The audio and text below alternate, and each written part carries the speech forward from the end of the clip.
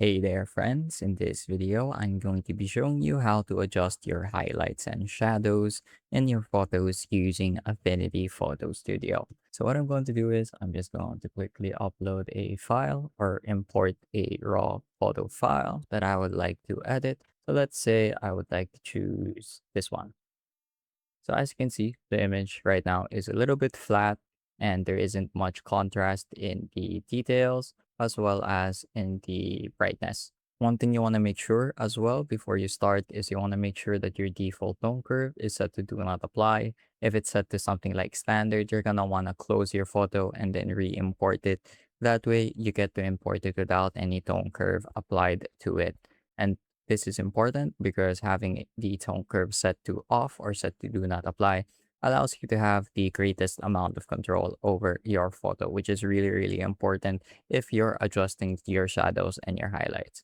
Let's say, for example, the tone curve is set to on. So this is what it would look like if it was imported. As you can see, there's a whole lot of contrast already baked into the photo, and the shadows get crushed by a lot versus if it was set to off, we have a lot more fine control over what changes we're making to the image. So to get started, I'm going to go ahead and just up the exposure a little bit, maybe by zero point 0.5, half a stop seems about right.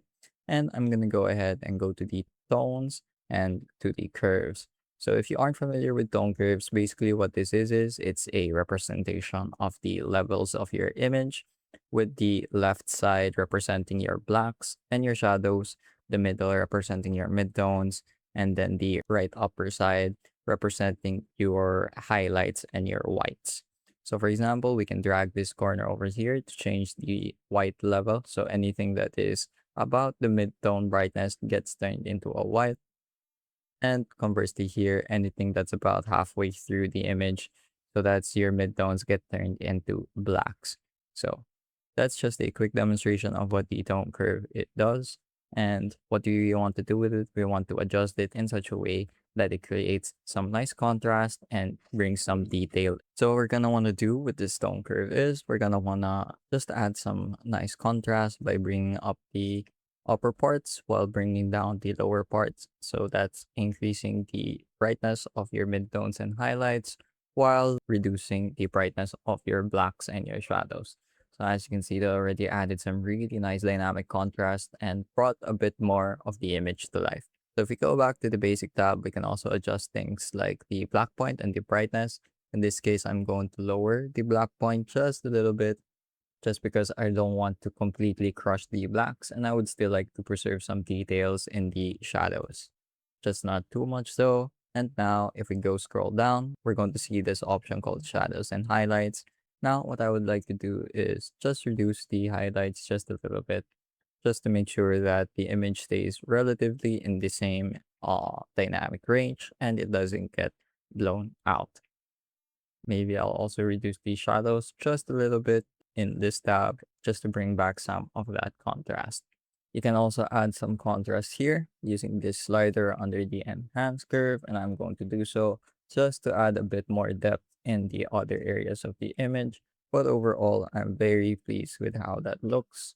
And I'm just going to up the brightness a little bit to recover some brightness here in the midtones.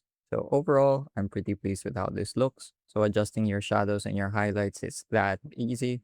And it's a really great thing to be familiar with, especially if you do a lot of photo editing or are just trying to learn. So if we go ahead and go to the mirror view, we get to compare the before and after, before being on the right side and after being on the left. So you'll notice there is pretty much a world of difference between the two images. The before image is very flat and washed out, whereas the after image has a lot more contrast and has a wider dynamic range in the image, which makes it feel more alive and just stand out more. So it's really quick and really easy, really great to be familiar with, especially because you get to apply these skills to even salvage some photos like overexposed or underexposed photos. That's pretty much it for this video though. I hope I was able to teach you something new and something useful. And as always, thank you for watching.